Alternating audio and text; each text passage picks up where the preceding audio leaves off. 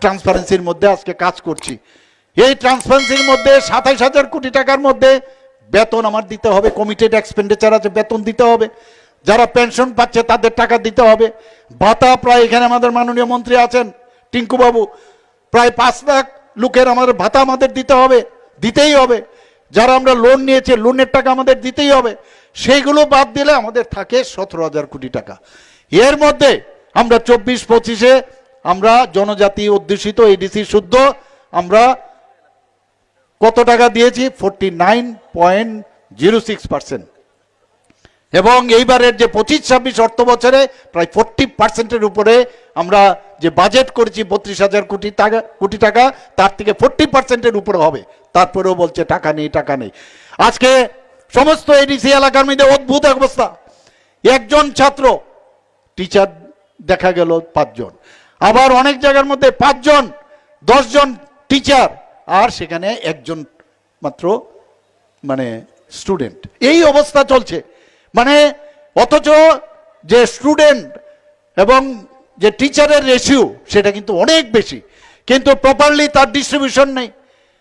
মানে জানেই না কিভাবে একটা সরকার চালাতে হয়। আনন্দই আনন্দ, সিকিউরিটি পাচ্ছে, ঘুরছে এদিক সেদিক, সব কিছু পাচ্ছে, খুব মজায় আছে। মানুষের জন্য যে কাজ করতে হবে সেই কাজটা ওনারা করছেন না। আজকে অদ্ভুত, আপনারা সবাই জানেন, হঠাৎ করে এখন বিসি ইলেকশন। আরে বিসি ইলেকশন তো আমরা তৈরি, যে কোনো সময় আপনারা রেডি আছে আমরা বিসি ইলেকশনের জন্য, আমাদের সমস্যা নাই। আপনারা যদি থাকেন তাহলে আমার কি অত সমস্যা? আজকে জনজাতি যারা আছেন আমাদের ভারতীয় জনতা পার্টির উপর আস্থা চলে এসছে, এখন আমরা বিসির জন্য তৈরি আছি। কিন্তু কি করলেন? ১২৩টা আরো বিসি বাড়িয়ে দিয়েছেন। আরে বিসি বাড়াতে গেলে তার একটা কানুন আছে, একটা আইন আছে। সেই জায়গার মধ্যে কি করলেন? করেছেন কি যে বিসি যদি করতে হয় মাস্ট, আইন বলছে যে বিসি কমিটির পারমিশন লাগবে, তার অনুমোদন লাগবে। তো বিসি কোথায়? বিসি তো নেই।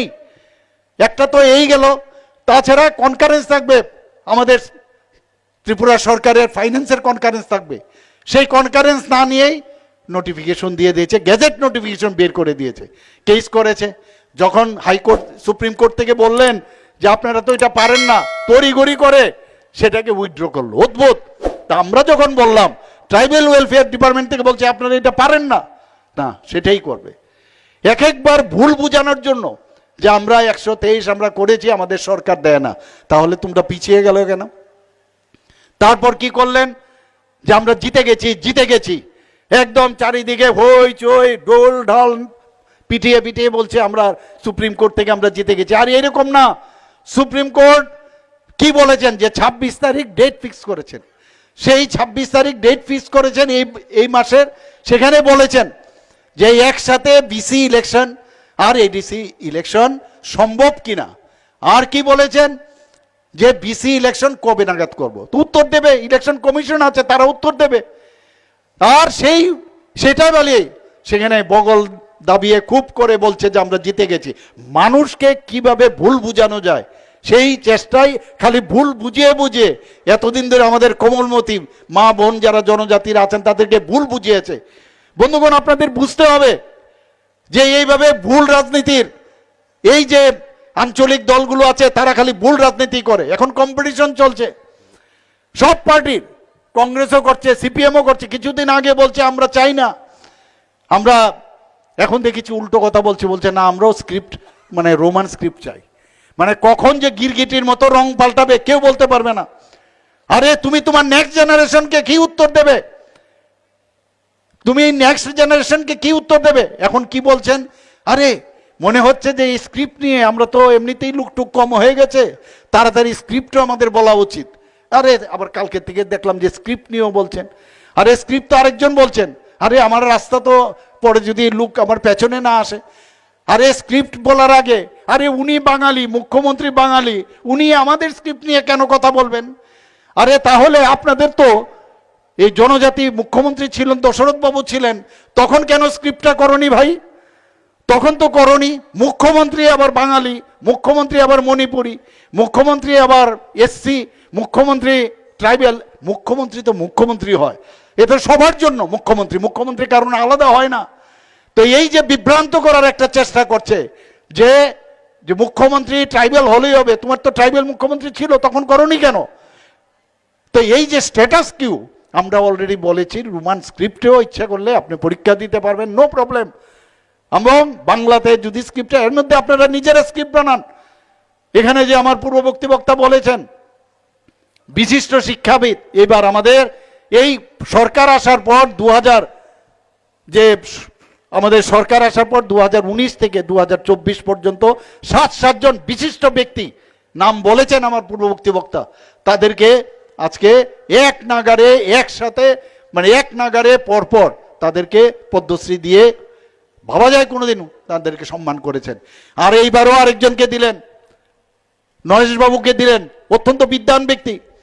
এবং যেহেতু উনাকে দিয়েছেন, এই যে কতগুলো তাদের সাঙ্গপাঙ্গ আছে উনার এগেনস্টে পর্যন্ত থানসা বলেন, আর থানসাদের সবচেয়ে বেশি মারছেন ওনারা, থানসাদেরই ওরা মারছেন বেশি, থানসাদের বাড়িঘর আগুন লাগাচ্ছেন, থানসাদেরকে ভয় দেখান। এবং এই ভদ্রলোকেরও আমি শুনলাম যে উনার যে সাঙ্গপাঙ্গরা আছেন রোজ বসে বসে সেই সোশ্যাল মিডিয়ার মাধ্যমে উনাকে অঙ্গভঙ্গি উল্টাপাল্টা লেখেন, মানে অদ্ভুত, কোনো সংস্কৃতির ধার ধারে না। একমাত্র ওনাদের কাছে দুটো জিনিস আছে আমি বলবো, ওনাদের কিন্তু এই দুটো জিনিস, একটা হচ্ছে সাম্প্রদায়িক সুরসুরি, একটা সাম্প্রদায়িক সুরসুরি দাও, আর একটা হচ্ছে এই যে গুন্ডা পান্ডা আছে তাদের মেইন শক্তি। বন্ধুগণ, এইবার কিন্তু কাউকে ছাড়া হবে না। আমাদের এই বিপিন বাবু সেদিন একটা প্রোগ্রাম থেকে যাচ্ছে, কাপুরুষের মতো অন্ধকার থেকে তার গাড়ির মধ্যে ঢিল ছুঁড়েছে। বন্ধুগণ, আমি বলেছি আমরা আমাদের ডেস্টিনেশন যে 2047 মাননীয় প্রধানমন্ত্রী বিকশিত ভারত বানাচ্ছে, বিকশিত ত্রিপুরা ইনক্লুডিং এডিসি, আমরা আগামী দিন 2047 আমরা পৌঁছবো। তোমরা স্টেশনেই বসে থাকবে, আমাদের ট্রেন সেই স্পিডে, আমাদের ডাবল ইঞ্জিনের সরকারের যে ট্রেন বন্দে ভারত সেই স্পিডে যাবে। বন্ধুগণ, আমাদের আটকে রাখতে পারবে না, যত আঘাত আসবে তত বেশি কিন্তু আমরা শক্তিশালী হব। অনেক চেষ্টা করেছি ওনারা আমাদের সাথে একসাথে রাখার জন্য, বারবার কথা বলেছি যে আপনারা এই করুন, আপনাদের আমি চেষ্টা করছি আমার নিজস্ব চেষ্টায়। আজকে স্ক্রিপ্টের বিষয়ে আমার ব্যক্তিগত কোনো বিষয় নাই, আমাদের বলছে যে ওনার ব্যক্তিগত, আমাদের সরকারের এখানে একক ব্যক্তির কোনো রাজনীতির আমাদের পার্টি না। এখানে আমরা দেখলাম যে এখানের ওই বহু পার্টি আমরা দেখলাম একক ব্যক্তির, একজন ফ্যামিলিয়াল পার্টি হয়, আমাদের ফ্যামিলিয়াল পার্টি না, আমাদের গার্জিয়ান অনেক, সেই গার্জিয়ানদের যে নির্দেশ, সেই নির্দেশ মতে যে কোনো অবস্থায় দেবনাগরী যদি রাজি হতো ওকে, আদারওয়াইজ ইন্ডিজিনাস স্ক্রিপ্ট বুঝতে হবে। সেটা ইন্ডিভিজুয়ালাইজ করে আবার ভুল বোঝানোর চেষ্টা করছে, বলছে উনি ইংরেজি বিরোধী। আরে আপনি তো সবসময় সেই শিলং গিয়ে বহু জায়গার মধ্যে গিয়ে আপনারা ইংরেজি পড়াশোনা করেন, ককবরক তো পড়াশোনা করেননি আপনারা। এখন অন্যদের যারা ককবরক পড়ে বা যারা লোকাল ল্যাঙ্গুয়েজ পড়ে তাদেরকে বিভ্রান্ত করার চেষ্টা করছেন। আপনারা হিন্দিতে কথা বলেন, হিন্দির মধ্যে দেবনাগরী আছে, তো দেবনাগরী যদি ঠিক আছে, বাংলা আপনারা রাখবেন না, নো প্রবলেম, আপনারা যদি দেবনাগরী রাখবেন না তাহলে একটা স্ক্রিপ্ট আপনারা তৈরি করুন। আজকে আমাদের যে চাকমারা আছে তারা যদি স্ক্রিপ্ট তৈরি করতে পারে তাহলে আপনারা কেন স্ক্রিপ্ট তৈরি করতে পারেন? ককবরক নিয়ে আমার ল্যাঙ্গুয়েজ নিয়ে কোনো অসুবিধা নেই, ককবরককে আমরা চাই যে একদম মানে পুরো ইউনিভার্সিটির মধ্যে ককবরক নিয়ে পড়াশোনা করুক, দ্যাট উইল ডু ইট। কিন্তু বিভ্রান্ত করতে হবে যে উনি ইংরেজি পড়তে ভালো, ইংরেজদের ভয় চায় না ওনা ইংরেজি পড়ুক। ইংরেজ তো আমাদের পড়তে হবে, ইংরেজি ছাড়া কি করে হবে? কিন্তু ইংরেজরা তারা রোমান স্ক্রিপ্ট নিয়েছে, আমি কেন রোমান স্ক্রিপ্ট আমি গ্রহণ করব? নিজেরা স্ক্রিপ্ট তৈরি করুন। সব ভাষাভাষীর যত আছে রাজ্যের, বিভিন্ন রাজ্যে, সেই জায়গার মধ্যে আজকে যদি তারা স্ক্রিপ্ট তাদের নিজস্ব থাকে, তুমি কেন পারবে না? আমি এটাও বলেছি, যদি স্ক্রিপ্ট তোমরা নিজেরা না পারো, আমরা যারা এই ট্রাইবেলের যারা বিদ্বান ব্যক্তিরা আছেন তাদের মাধ্যমে তারা স্ক্রিপ্টও বানিয়েছেন, কিন্তু এই ইস্যুটাকে যেভাবে হোক জিয়ে রাখতে হবে। কারণ ইলেকশন আসছে, আর তো কোনো স্ক্রিপ্ট নেই, কারণ উন্নয়ন শেষ, উন্নয়নেরও কোনো নাই, কিচ্ছু নাই, অনুন্নয়ন খালি ঘোটালা। তো এই জায়গার মধ্যে দাঁড়িয়ে আজকে এখানে যারা জনজাতি ভাই বোনেরা আছেন, মানে ডেভেলপমেন্ট কারকে বলে আপনারা দেখবেন আগামী দিনে 28টাতে যেটা বলেছে, 28টাতে 28টা যদি আমরা জিতি, আমরা দেখিয়ে দিতে চাই যে আমরা যদি চাই, আমরা যদি ইচ্ছা করি, আমরা সেটা করতে পারি বন্ধুগণ। এবং আমি নিশ্চিত সেটা আমরা করব। আমরা কারণ যে জনসমর্থন এখন চারিদিকে আমরা দেখছি, কাউকে গায়ের জোর আমরা বলছি না, যুক্তি দিয়ে বলছি। আজকে এতগুলো আমরা এই যে এতগুলো আমাদের ন্যাশনাল হাইওয়ে হয়েছে, সেই ন্যাশনাল হাইওয়ের যে কম্পনসেশন বেশিরভাগ আমাদের জনজাতি ভাই বোনদের পাচ্ছেন। সেখানে আমাদের এখানে আজকে ইন্টারনেট চলে এসছে, রেলওয়ে চলে এসছে, আমাদের এখানে এয়ারওয়েজ হয়েছে এত সুন্দর। এখানে আমরা চেষ্টা করছি কৈলাসহর এয়ারপোর্ট যাতে তৈরি আবার নতুনভাবে শুরু করা যায়, তার জন্য আমাদের প্রচেষ্টা চলছে। একের পর এক ডেভেলপমেন্ট কাকে বলে সেটা আপনারা দেখবেন। এবং সত্যিকারের मैं खुद भी नहीं खाऊंगा, दूसरे को भी नहीं खाने दूंगा, এই যে মাননীয় প্রধানমন্ত্রীজির যে কথা আপনারা দেখবেন, যেভাবে মাননীয় প্রধানমন্ত্রীজি যে জনজাতিদের জন্য উন্নয়ন করছেন। অটলজি যখন আসলেন প্রধানমন্ত্রী হয়ে, এর আগে জনজাতিদের যে একটা ডিপার্টমেন্ট, ইউনিয়ন গভর্নমেন্টে একটা লেক ছিল অন্যান্য ডিপার্টমেন্টের সাথে। মাননীয় প্রধানমন্ত্রীজি এসে আমাদের অটলজি এসে আলাদা করে জনজাতিদের উন্নয়নের জন্য আরেকটা ডিপার্টমেন্ট করেছেন। এতদিন বাদে আমাদের মাননীয় প্রধানমন্ত্রীজি এসে জনজাতিদের উপর জোর দিয়েছেন। আজকে জনজাতিদের সম্মান দেওয়ার জন্য, যেটা দেশ স্বাধীন হওয়ার পর কেউ চিন্তা করেননি, আজকে রাষ্ট্রপতি একজন মহিলা, আবার জনজাতি, তাকে বানিয়েছেন। আপনারা ভাবুন একবার, এই জিনিসগুলো আপনাদের ভাবা উচিত, চিন্তা করা উচিত, মানুষকে বলা উচিত। ত্রিপুরা রাজ্যের একজন জনজাতি গোষ্ঠীর ব্যক্তি যিনি আমাদের উপমুখ্যমন্ত্রী ছিলেন, উনাকে এত বড় একটা রাজ্যের, তেলেঙ্গানা রাজ্যের, যা কোনোদিন হয়নি, সেখানে উনাকে রাজ্যপাল বানিয়েছেন। বন্ধুগণ, এত কাজ করছেন একের পর এক আমাদের জনজাতিদের জন্য। আজকে আমরা এই জনজাতি গোষ্ঠীর যেখানে যেখানে আজকে আমরা দেখেছি জনজাতিদের নিয়ে কেউ চিন্তা করেনি। আজকে বিরসা মুন্ডার কথা আমি তো নিজে শুনিনি, আমি জানি না আপনারা শুনেছেন কিনা। এই বিরসা মুন্ডাজি আজকে এই দেশের জন্য প্রাণ বলিদান হয়েছেন, ইংরেজদেরকে তাড়াবার জন্য উনি প্রাণ বলিদান হয়েছেন। তাকে সামনে এনে 150 বছর পূর্তি হলো, তাকে সম্মান দেওয়ার জন্য। এবং উনার নামে কত কিছু যে স্কিম করেছে জনজাতিদের, এতদিন ধরে কেউ কিন্তু আজকে সেই চিন্তা ভাবনা করেনি। মাননীয় প্রধানমন্ত্রীজি বারবার বলছেন যে আমাদের যে লাস্ট ব্যক্তি তাদের আমাদের দেখতে হবে, সেটা আমাদের সরকার দেখছে। আপনারা ভাবুন একবার, যে যাদের কথা কোনোদিন এই যে বিশ্বকর্মা যে একটা স্কিম করেছেন মাননীয় প্রধানমন্ত্রীজি, যে 18টা যেসব কাজ করছেন, কেউ কুমার আছেন, কেউ কাঠমিস্ত্রি আছেন, কেউ চুল কাটেন, বারবার আছেন, তাদের উন্নয়নের জন্য 13,000 কোটি টাকা উনি রেখেছেন। এখানে জনজাতি গোষ্ঠীর অনেকে আছেন। আজকে যেখানে যাই আমাদের মহিলাদের আমি উপস্থিতি সবচেয়ে বেশি দেখি। আজকে ত্রিপুরাতে আমাদের টার্গেট ছিল মহিলাদের কিভাবে উন্নয়ন করা যায়, তাদের আর্থসামাজিক উন্নয়ন কিভাবে করা যায়, তার জন্য আমরা টার্গেট করেছি। মাননীয় প্রধানমন্ত্রীজি বলছেন যে লাখপতি দিদি আমাদের তৈরি করতে হবে। এখানে অনেকে আছেন, সেই লাখপতি দিদির মধ্যে আজকে আমাদের টার্গেট ছিল 1,18,000, সেখানে 1,08,000 আমরা তৈরি করে ফেলেছি। অর্থাৎ 95% আমরা জনজাতি থেকে জাতি সব মিলে আজকে আমরা কিন্তু এই কাজটা করেছি। শুধু তাই নয়, সারা ভারতবর্ষের মধ্যে ত্রিপুরা একমাত্র রাজ্য যেখানে আজকে সাক্ষরতার দিক দিয়ে আজকে Tripura third state in the country, যে সাক্ষরতা, পূর্ণ সাক্ষরতা রাজ্য হিসাবে ঘোষণা হয়েছে মিজোরাম এবং গোয়ার পরে। এগুলো আপনারা দেখবেন না, বলবেন না। আজকে সারা ভারতবর্ষের মধ্যে আমরা 347টা ন্যাশনাল লেভেলে এবং আঞ্চলিক স্তরে আমরা 347টা প্রাইজ আমরা পেয়েছি ত্রিপুরা সরকারে। তো এইগুলো আপনাদের এইসব আমরা যে ঠিকভাবে চলছি একমাত্র সেই কারণেই সেটা সম্ভব হচ্ছে। আমরা 7টা আমরা পঞ্চায়েত স্তরে আমরা প্রাইজ পেয়েছি, আমাদের দুটো ডিস্ট্রিক্টে আমরা প্রাইজ পেয়েছি, ব্লক স্তরে আমরা প্রাইজ পাচ্ছি। আজকে ডিমনিটাইজেশনে আমরা সারা ভারতবর্ষের মধ্যে আমরা ফার্স্ট হয়েছি বন্ধুগণ। এবং মাননীয় প্রধানমন্ত্রীজি আমাদের যখন দিল্লিতে কিছুদিন আগে যখন উনি সমস্ত চিফ সেক্রেটারিকে ডেকেছেন, আমাদের চিফ সেক্রেটারিকে বলেছেন আপনি এটা কি করে এই ডিরেগুলেশনটা করেছেন সেটা বলুন। উনি সেখানে গিয়ে উনি যখন বললেন যে আমি এইভাবে করেছি, তখন উনি বলছেন যাকে দেখো इनसे सीखो कैसे इतना बड़ा बड़ा स्टेट है और छोटा स्टेट होने के बावजूद भी उन्होंने अगर कर पाया तो आप लोग नहीं क्यों नहीं कर पाओगे। माननीय प्रधानमंत्री जी उड़ीसाते আপনারা দেখেছেন, এবার ওয়েস্ট বেঙ্গলও যখন গেছেন সেখানেও বলছেন डेवलपमेंट किसको कहते हैं, जाके त्रिपुरा में एक बार जाके देखो। আমরা কম আমাদের আর্থিক অবস্থা খুব সীমিত, তারপরও আজকে যখন বাইরের থেকে মানুষ আসে বলে ত্রিপুরা इतना बदल गया हम लोग सोच भी नहीं सकते।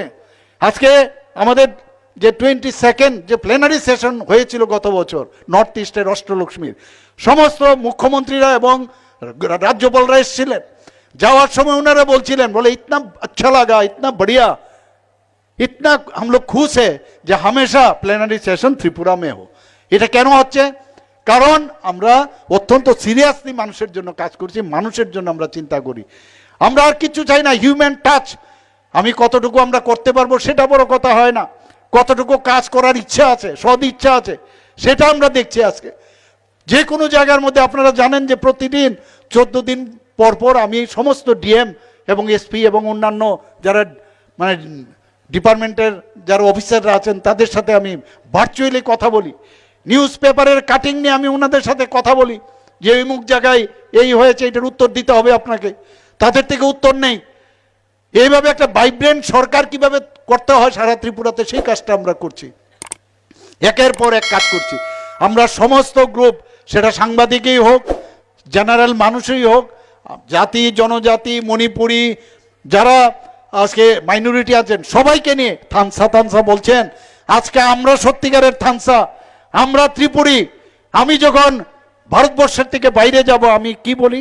আমি হিন্দুস্তানি বলি কিনা? আমরা হিন্দুস্তানি, অর্থাৎ আমি গুজরাটি হতে পারি, আমি বাঙালি হতে পারি, আমি আসামিজ হতে পারি, আমি মণিপুরি হতে পারি, আমি মধ্যপ্রদেশ থেকে যেতে পারি, কিন্তু আমাদের পরিচয় কি?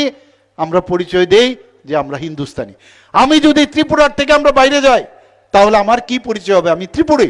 আমি বলছি আমরা ত্রিপুরী। সেখানে বাঙালি হতে পারে, সেখানে ট্রাইবেল হতে পারে, সেখানে ত্রিপুরীয় হতে পারে, সেখানে গারো হতে পারে, সেখানে চাকমা হতে পারে, সেটা আলাদা। এইভাবে মানুষকে ভুল বুঝে আর একটা অদ্ভুত লাগে। কিছুদিন আগে আপনারা দেখেছেন নগর পঞ্চায়েতের আমরা বিশ্রামগঞ্জে আমরা ডিসিশন নিয়েছি, সেটাকেও কিভাবে ভুল করার মানুষকে বিভ্রান্ত করা যায় জনজাতির। সেখানে বলছে বিসি নাকি আমরা নিয়ে যাচ্ছি, এডিসি নাকি আমরা দখল করেছি। তারপর যখন ওখানে গেল সেখানকার অফিসার বলছেন স্যার এই ব্যাপার আমরা কোনো জায়গায় আমরা নেইনি। তারপর চলে গেলেন বলছেন যে ওই কি স্কেল নিয়ে আসতে। অদ্ভুত বারবার এটা কনফিউজ করার চেষ্টা করছেন বিভিন্নভাবে। একবার কনফিউজ করছেন যে বাংলাদেশ থেকে লোক এসছে। আমি বিধানসভার মধ্যে বারবার বলেছি, বিধানসভার মধ্যে যে কতজন লোক, আমি ডে 1 থেকে যখন ওখানকার প্রধানমন্ত্রী চলে গেলেন ডে 1 থেকে আমি বলছি কাউকে ভিতরে ঢুকতে দেব না, এবং তার কতজন ঢুকলো এবং কতজনকে আমরা অ্যারেস্ট করেছি সেটা বলেছি। পুশব্যাক আদালতের অনুমোদন নিয়ে আমরা করেছি সেই কথাটা বলেছি। কিন্তু এটাকে নিয়েও একটা রাজনীতি, মানে কিভাবে এই সেন্টিমেন্টাল কথাগুলো বলে এই কাজগুলো করবেন, লাভের লাভ কিচ্ছু হবে না। আমরা চাই যে আমরা সবাই মিলে এক নতুন ত্রিপুরা। মাননীয় প্রধানমন্ত্রীজি কি বলছেন যে অপারেশন সিন্দুরের পরে উনি বলছেন নিউ ইন্ডিয়া আমি করতে চাই। আমিও নিউ ইন্ডিয়া কখন হবে? যখন সমস্ত নিউ স্টেটগুলো হবে তবেই। আমরাও চাই যে ত্রিপুরাতে নিউ ত্রিপুরা আমরা করব, এক ত্রিপুরা শ্রেষ্ঠ ত্রিপুরা আমরা বানাতে চাই। সবাই মিলে একটা আনন্দের পরিবেশ, আমাদের ছেলে মেয়েদের পড়াশোনার যাতে সুযোগ হয়। না পড়িয়ে চলবে না। জনজাতিদের এতদিন ধরে ওদের না পড়িয়ে রেখেছে। আর আমাদের সরকার আসার পর আজকে এই যে একলব্য মডেল রেসিডেন্সিয়াল স্কুল কটা আগে ছিল? আমাদের সরকার আসার আগে মাত্র 4টে ছিল।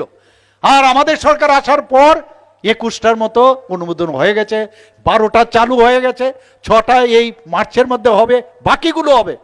শুধু তাই না, আরও যাতে 15টা হয়। আমি এইবার দিল্লিতে গিয়ে তার যে ক্রাইটেরিয়া আছে সেই ক্রাইটেরিয়ার মধ্যে বলছে কি বলছে যে 20,000 মিনিমাম সমস্ত ব্লকে করার একটা মাননীয় প্রধানমন্ত্রী চিন্তা করেছেন। তো ব্লকে করতে গেলে তার যে ক্রাইটেরিয়া আছে 20,000 মিনিমাম জনজাতি থাকতে হবে বা 50% পপুলেশনের থাকতে হবে। সেই ক্রাইটেরিয়াকে রিল্যাক্সেশন দিয়ে আমি আরও 15টা যাতে একলব্য মডেল রেসিডেন্সিয়াল স্কুল হয় সেই ব্যবস্থা আমি করেছি। পিএমসি স্কুল হচ্ছে আজকে, এতগুলো আমাদের খেলার ফিল্ড হচ্ছে জনজাতি এলাকায়।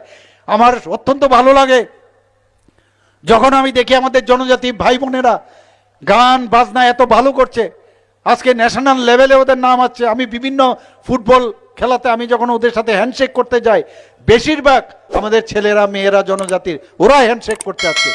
আমি আজকে এটা কিন্তু একটা চক্রান্ত, সমস্ত জনজাতি একটা কয়েকটা জেনারেশন নষ্ট করে দিয়েছে 35 বছরে, আবারও সেটা চলছে এখানে, যাতে তারা নেশার সাথে যুক্ত হওয়া যায় সেই ব্যবস্থা করছে। আমরা এর জন্য অলরেডি একটা ক্যাম্পেইন করছি। সমস্ত হোস্টেলগুলো যে আছে সেই হোস্টেল থেকে আমরা বলছি যে যে football is the game and drug is the shame. এই স্লোগান নিয়ে আমরা সব জায়গায় যাচ্ছি যাতে আমরা কাউকে না হারাতে পারি। একজন যখন ড্রাগ এডিক্টেড হয় এবং তারপর বিশেষ করে ইনজেক্টেবল ড্রাগ এডিকশন যখন হয়, তাহলে তার যখন এইচআইভি হয়, এইচআইভি কিন্তু যায় না শরীর থেকে। এইচআইভি যদি ট্রিটমেন্ট না হয় তাহলে এইডস হয়, তাতে করে কত লোক মারা গেছে হিসাব নেই। এই জায়গা থেকে আমাদের একটা আন্দোলন করার দরকার, সেই আন্দোলন ফর বেটারমেন্ট। আন্দোলনের অর্থই না যে কারোর পতাকা ফেলে দেওয়া, কাউকে উল্টাপাল্টা বুঝানো, একের পর এক মিথ্যার আশ্রয় নিয়ে এরা এতদিন ধরে চলেছে। বন্ধুগণ, আমি আপনাদের কাছে অনুরোধ করব, সত্য কোনটা আপনারা দেখবেন। আপনারা আগামী দিন আমি আপনাদের সামনে আজকে আশ্বাস দিচ্ছি যে আগামী দিন আপনারা দেখবেন এডিসির উন্নয়ন কাকে বলে, এবং কাউকে কোনো জায়গায়, কারণ মাননীয় প্রধানমন্ত্রীজি সবসময় নজর রাখেন, কোথাও কোনো রকম যদি দেখা যায় যে করাপশন, সেই করাপশন ফ্রি এডিসি আমরা আগামী দিন করব। বন্ধুগণ, সবাইকে এখানে উপস্থিত যারা আছেন আমি সবাইকে হার্দিক অভিনন্দন শুভেচ্ছা জানিয়ে আমি সবাইকে যতন হাম্বাই বলে আমি আমার কথা বলা শেষ করছি।